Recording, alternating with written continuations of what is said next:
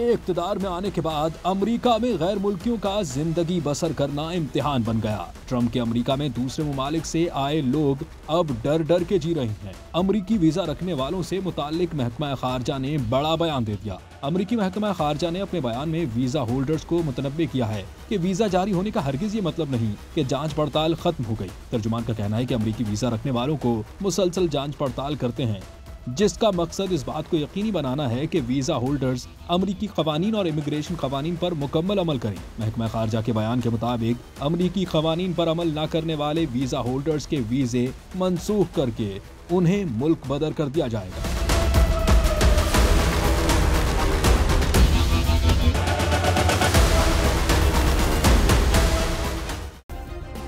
Subscribe करें और bell दबाएं ताकि कोई खबर रह न जाए।